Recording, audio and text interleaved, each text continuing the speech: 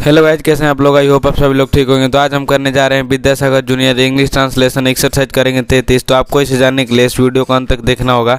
तो चलिए बिना टाइम पास के वीडियो को शुरू करते हैं। लेकिन गाइज एक्सरसाइज करने से पहले हम कुछ एग्जांपल द्वारा समझ लेते हैं, ठीक है।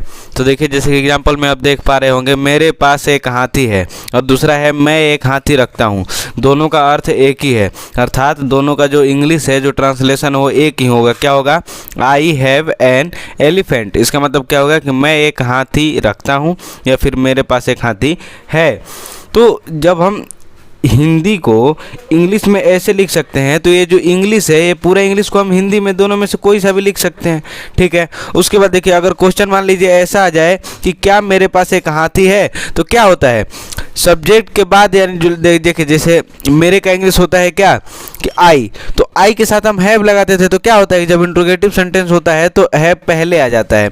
तो अगर मान लीजिए क्वेश्चन में आता है कि हैव आई एन एलिफेंट, तो क्या लिखेंगे हम कि क्या मेरे पास एक हाथी है या फिर क्या मैं एक हाथी रखता हूँ। दोनों में से आप कोई सा भी लिख सकते हैं, क्योंकि इन दोनों का इंग्लिश एक ही होगा। तो इसका हिंदी ये दोनों हो सकता है।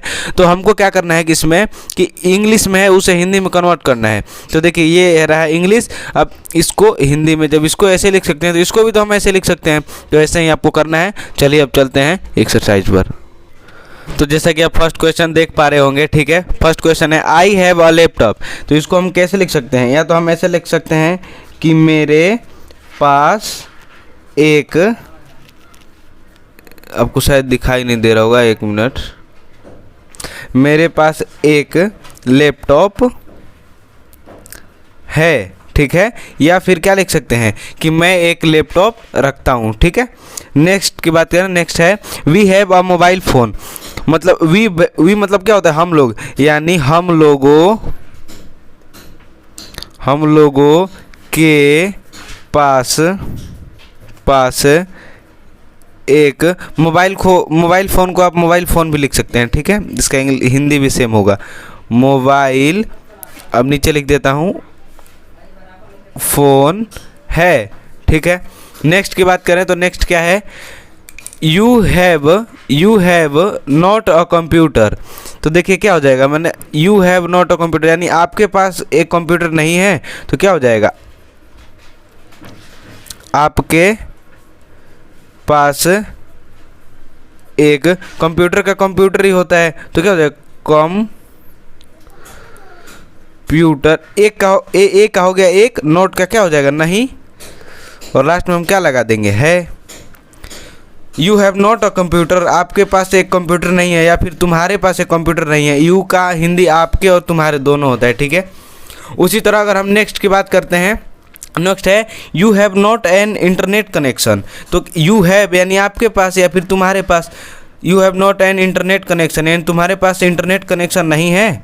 यहाँ नॉट लगा हुआ है इसलिए नहीं आएगा। नेक्स्ट है हैव दे एन LCD। दे मतलब वे लोग, और ये शुरू में हैव आ गया, यानी क्वेश्चन के हिंदी में क्या होगा, तभी तो यहाँ हैव आया। तो क्या वे लोगों के पास LCD नहीं है, ठीक है। यहाँ एन क्यों लगा? क्योंकि अगर आप इसको पढ़ते हैं तो ए आ रहा है शुरू में, इसलिए इसके पहले एन लग गया। AEIOU आता है तो एन लग जाता है। अगर नेक्स्ट की बात करें, देखिए नेक्स्ट है has she a register. Register, इसमें कॉपी का जो बड़ा कॉपी होता है ना, उसको रजिस्टर कहते हैं, आप जानते होंगे। तो देखिए has he a resistor, has शुरू में आ गया, ठीक है। तो शुरू में तो क्या आएगा ही, ठीक है। तो क्या हो जाएगा? क्या ही मतलब उसके होता है, क्या उसके पास एक रजिस्टर है। ए लगा हुआ इसलिए एक लग गया। नेक्स्ट है has she not a calculator. ये देखिए सी लगा हुआ है, यानी ये कोई लड़की है। तो क्या वह एक कैलकुलेटर नहीं रखती है। नॉट लगा है इसलिए नहीं लगा दिया हमने। या फिर क्या उसके पास एक कैलकुलेटर नहीं है, ऐसा भी आप लिख सकते हैं। मैं बताया था। या फिर पास बोलता है या फिर रखता रखती भी आ सकता है, जैसे कि मैंने बताया था आपको पीछे ही, ठीक है।